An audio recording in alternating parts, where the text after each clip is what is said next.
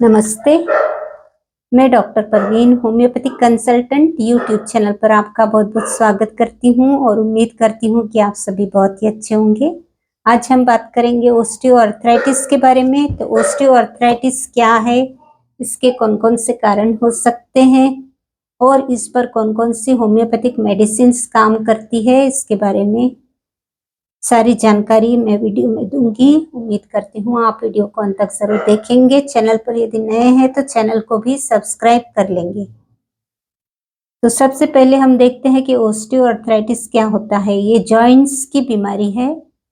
Means हमारे शरीर की जो हड्डियां होती है वो एक दूसरे से जुड़ी होती है। जहां पर जोड़ होता है, दो हड्डियां जुड़ी होती है, उसके बीच में होता है कार्टिलेज, जिससे हम कनेक्टिव टिश्यू कहते हैं। वो कार्टिलेज के कारण ही दो हड्डियां एक दूसरे से कनेक्ट होती है।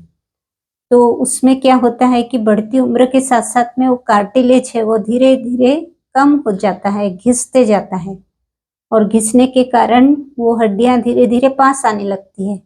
तो जब हड्डियां पास पास आने लगती है, कार्टिलेज बहुत कम हो जाता है, तो उसमें फिर क्रैकिंग भी होता है, उसमें दर्द भी होने लगता है, उसमें सूजन भी आ सकती है। तो ऐसी ही सिचुएशन को कहते हैं ओस्टियोआर्थराइटिस की प्रॉब्लम हो गई है। ये प्रॉब्लम हो जाने पर डॉक्टर्स एक्सरे लेते हैं और उससे पता चलता है कि पेशेंट को ओस्टियोआर्थराइटिस की शुरुआत हो गई है। इसके क्या कारण हो सकते हैं, उसमें हमने देखा है कि एज फैक्टर तो पहले आता है, क्योंकि बढ़ती उम्र के साथ साथ में बीमारी होने के चांसेस बहुत अधिक रहते हैं। दूसरा, ओबेसिटी एक कारण हो सकता है। यदि आप ओवरवेट है, कोई ओवरवेट है, वेट अधिक होने के कारण क्या होता है कि जॉइंट्स पर उसका प्रेशर आता है बॉडी वेट का। मीन्स अगर ओवरवेट है तो नी जॉइंट पर उसका प्रेशर आता है, हिप जॉइंट पर प्रेशर आता है, तो वहां पर ओस्टियोआर्थराइटिस की समस्या हो सकती है। वैसे ओस्टियोआर्थराइटिस हमारे हाथों की उंगलियों के जो जॉइंट्स होते हैं वहां भी हो सकते हैं। इसके अलावा अब हमको देखना है दूसरा कारण। तीसरा कारण है इंजुरी। तो यदि इंजुरी हो जाती है कभी, तो इंजुरी की वजह से भी ओस्टियोआर्थराइटिस की शुरुआत हो सकती है। हम देखते हैं कि अब होम्योपैथिक मेडिसिन ऐसी कौन कौन सी है जो हेल्प करेगी। तो सबसे पहले तो मैं आपको दो पेटेंट मेडिसिन बताऊंगी जो कि आप ले सकते हैं डाइल्यूशंस के साथ में, और वो बहुत अधिक हेल्प करेगी। तो उसमें पहली पेटेंट मेडिसिन आप एसबीएल की ले सकते हैं, बायोकेमिक कॉम्बिनेशन नंबर 19 नंबर की जो टैबलेट आती है, 4 टैबलेट्स 4 टाइम्स आप ले सकते हैं। इससे बहुत अधिक फायदा मिलता है। और दूसरी वैक्सन्स की टैबलेट आती है जिसका नाम है र्यूमेड टैबलेट।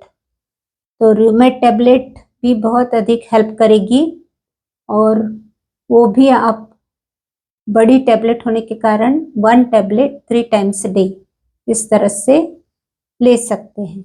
और उसके साथ में आपको डाइल्यूशंस लेना है सिम्टम्स के अनुसार। जैसे आपको सिम्टम्स दिख रहे हैं वैसे वैसे आपको मेडिसिन लेना है।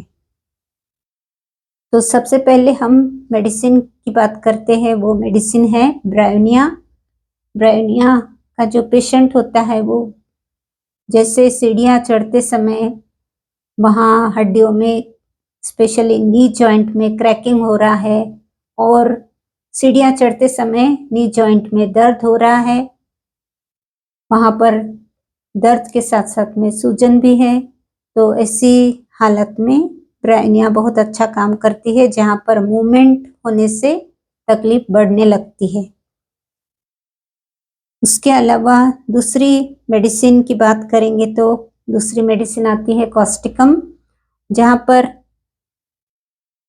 कोल्ड एप्लीकेशन या फिर ठंडी हवा, ठंडा मौसम है अगर, तो तकलीफ बढ़ जाती है और गर्म सेक से, मीन्स हॉट वाटर बैग आती है उससे यदि सेक लिया तो जॉइंट्स में तकलीफ कम हो जाती है। तो आपको कॉस्टिकम लेना है। तो कॉस्टिकम भी आप 200 पोटेंसी में ले सकते हैं। अब हम पेन किलर्स की बात करें तो पेन किलर्स के रूप में ओस्टियोआर्थराइटिस में काम आती है रस्टॉक्स, अर्निका, रूटा। ये medicine as a painkiller काम आती है। रस्टॉक्स आप कब लेंगे? जब आपको फिजिकल एक्सर्शन बहुत अधिक हो गया है, जैसे कि बहुत ट्रैवलिंग हो गई है, आपको ऑलरेडी ओस्टियोआर्थराइटिस की तकलीफ है, जॉइंट्स में पेन रहता है, उसके साथ साथ में आपने बहुत सारी ट्रैवलिंग की है, बहुत सारा घूमना फिरना हुआ है, शॉपिंग हो गई है, तो उसमें क्या होता है कि फिजिकल एक्सर्शन बहुत अधिक हो गया है। तो फिजिकल एक्सर्शन हो जाने के कारण जॉइंट्स का जो दर्द है वो अधिक बढ़ गया है, तो आपको रस्टॉक से बिल्कुल रिलीफ हो जाएगा। अर्निका कब लेना है? जब आपको जॉइंट्स में तकलीफ है और कहीं गिरना पड़ना हो गया, कुछ गिरने पड़ने से धक्का बैठ गया, तो जॉइंट्स में स्वेलिंग आ गई, तो ऐसी कंडीशन में एज अ पेन किलर आपको अर्निका लेना है, जो कि आपको तकलीफ से राहत दिलाएगी। रूटा, ये भी बोन पर काम करती है, जहाँ बोन हड्डियों में दर्द रहता है वहाँ रूटा भी काम करती है। तो ये सब medicine as a painkiller आप ले सकते हैं। उसके बाद में एक मेडिसिन है कैलकेरिया कार्ब। तो कैलकेरिया कार्ब में पैर के जो पैर होते हैं वो ठंडक महसूस होती है, वहाँ पर जॉइंट्स जो होता है वहाँ पर ठंडक महसूस होती है, दर्द भी रहता है, सूजन भी रहती है और उसके साथ साथ में बहुत ही ठंडक महसूस होती है वहाँ पर। तो ऐसी सिचुएशन में कैलकेरिया कार्ब आपको सूट करेगी। और यदि ओबेसिटी भी है, patient fair, fat, flabby constitution का है, तो कैलकेरिया कार्ब आप ओस्टियोआर्थराइटिस में दे सकते हैं। इसके अलावा एक मेडिसिन है जो कि बहुत ही लाजवाब मेडिसिन है।